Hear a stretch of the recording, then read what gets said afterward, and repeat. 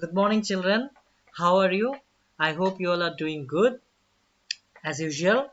And here we are with our lesson number 3 from the block 23 latitudes and longitudes. Today we will be doing coordinates of a place. So let's see what is coordinates or what are coordinates and how they help us to locate a place. So block 23 latitudes and longitudes, topic coordinates of a place, and date 29 September. So let's do a review first till what we have done till now. In our last two lessons of this block, we have learned the definitions of latitudes and longitudes, and as well as the important marks of latitudes and longitudes. We also learned how to locate a place and find the time of a place with the help of latitudes and longitudes respectively. That's what we have learned till now. What is the learning goal of today? In our today's class, we will be able to identify coordinates of and mark the position of places using the coordinates. Keywords will be coordinates and grid. These are the new words which we will be using in this lesson. Now, this is not a very big lesson, very small one. So just try to understand with only few slides we'll use it. So see, like you already know the latitudes, you already know the longitudes. Okay, these blue ones are parallels of latitudes, these red ones are meridians of longitudes. Now what happens is that these two combine, the horizontal and the vertical lines, they combine together and make the networks of these lines, networks of lines, or in short networks of latitudes and longitudes. This is known as earth grid. The earth, if you take it in a square paper and draw boxes, then this becomes a grid, and this is known as earth's grid. They are mainly of latitudes and longitudes. Now with the help of these grids, we can find the exact location of a place. Now this grid, when it is used in a bigger way, it becomes a system, grid system as a whole. Now you can see as a whole here, if so big, and if we turn around backside also other are there. So this whole system of grids, these grids points, these exact grids, like this one, and all these points where latitudes and longitudes meet and gives us an position of a place, location of a place is called a grid. Now all this combined makes the grid system. Okay, now how to find this absolute location, how to find the exact location, absolute location. Now you know the latitudes, you know the longitudes, right? You know the latitudes and you know the longitudes, but while calculating time we have to see our latitudes. Like these latitudes, you can see equator, these are our latitudes, but here you can see that latitudes are written this side and longitudes are written this side, though longitudes are like this. Don't get confused with it. It's just that latitudes, there are these gaps in middle, there are more lines are there, so latitudes take the measurement how much degree it goes, and longitudes also, it has got lines like this, and in the middle also there are more lines, so it takes a degrees. This way we measure. You can see one example is also given. This side 60-degree arc, see 60-degree arc, it comes here, latitude it comes here and joins a point. This is called grid, and in this way we find the place of an P in exact location, latitude and with the help of longitude. Okay, now how this absolute location works? This absolute location works at which a place is found on the globe. Any place, let it be a sea, ocean, mountain, land forms, anything where we find a place, that we find that is the exact location. To find the exact location, geographers use a grid system. I have already explained to you what is a grid system, that run from north to south and east to west and north to south. This system helps to find places on earth's surface. Earth's surface, this grid system that we are talking or reading, it is only for the earth system. Okay, now next is you have been seeing in a spherical globe. Now you must be thinking why I'm saying it's a grid, it's a system.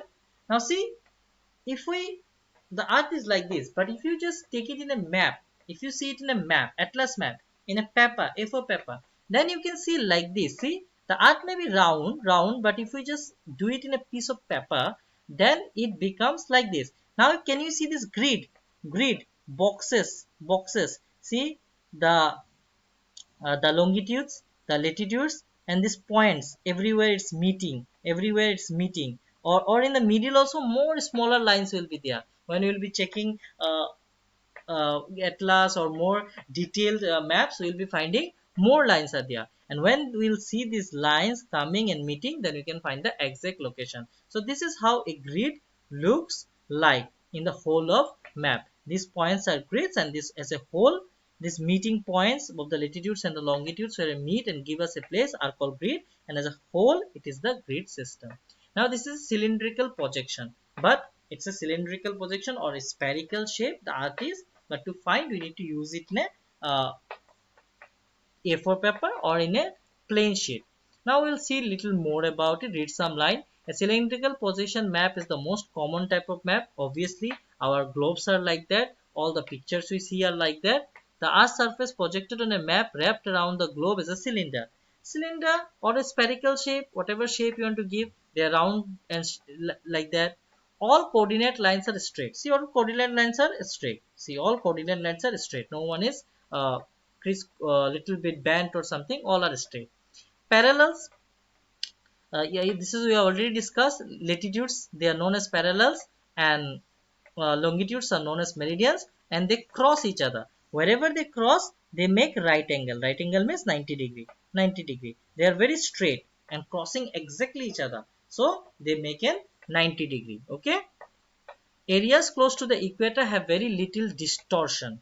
Now those areas are near the equator, they are very uh, very on the same line. They are they have very little distortion in the sense that they there are very exact location we find over there. However, the closer to the poles that one travels, the more distorted the map becomes. Now you can see in this picture also, as you go up, as we go up near the poles, the the areas become little wider, and that's why the when you try to find the location, it becomes little distorted, but in the equator side it is more closer and more refined and find easily. Now Greenland appears to be many times larger than it really is. Now Greenland uh, appears in the map many times larger than real it is, means how much it is big, it appears more than that. Scale is constant along each parallel, so meridians are equally spaced. Now scale are already constant, they are already there in each parallel. In the same way, uh, meridians are also equally spaced.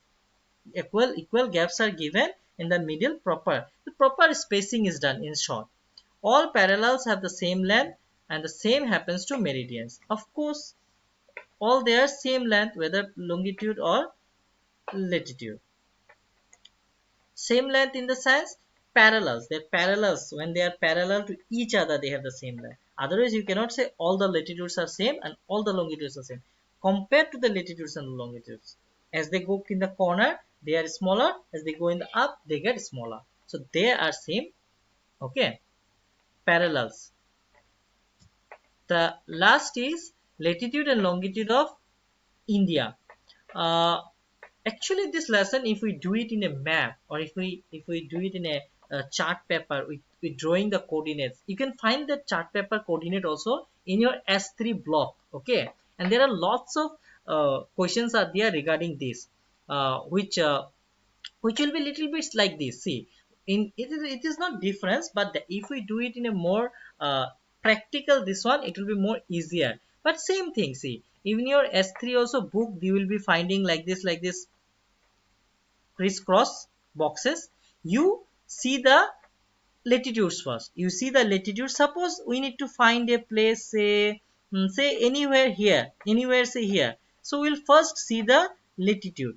Latitude will see, this is the degree 28, I think 28 north. So see 28 north is here suppose, and then we'll see the longitude, first latitude and then longitude 74 degree. So this area's location will be, we can write as 28 degree north comma 70 28 degree north comma 74 degree east. we can write like this, and this is the way we find the location of these places. This same way, this same method you will be using in your block also.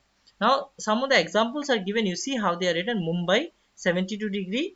This is 54 inches, means exact location they are writing, because see this is 70 made. Then here also some places are there, so inch 1 2 3 4 like that, they are more smaller numbers they are divided. Okay, so Mumbai 72 by 18, 72 longitude 18, Hyderabad 78, 17. So this way you can understand. Now east and north, why it is so? Because India falls in the eastern hemisphere. India falls in the eastern hemisphere, and it is in the lower side, means northern side. That's why. Now suppose if I find the map of an say Canada or America. Say if I go and find the map of America, what will happen? America's what will change? America is not in the eastern hemisphere. America is in the western hemisphere, but America is in the north side. America is in the northern side, so N will be same, but America will not be writing E. America will be writing western hemisphere. For example, if I go to suppose Australia, Australia will become, Australia will also change from eastern to western, and Australia will again change from northern to southern, because uh, Australia is in the south hemisphere. So this E and N, or W, or S depends upon which side. If it is in the western side, western hemisphere, then W will come, and then with western, if it is in the south side, southern side, then WS will come, latitude longitude. If it is in the northern, then N will come. Understood? So how this E, N, all these varies, I hope you are clear, depending upon where the country is. So the location of a place in terms of latitude and longitude is known as the coordinate. If someone asks you what is the definition of coordinate, the location of the latitude and the longitude place in terms, they are known as coordinates.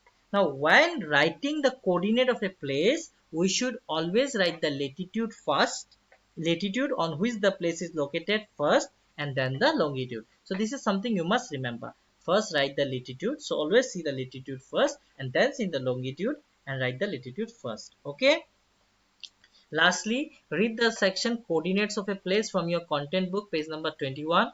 Complete S3 in your workbook. If you find difficulty, please contact me, or I hope I have explained to you. You will be able to do it. It's not that hard again. Okay, but still, if you have any problem, tell me. Now complete practice questions 6 and 7. Now 7 is little bit, two questions are there.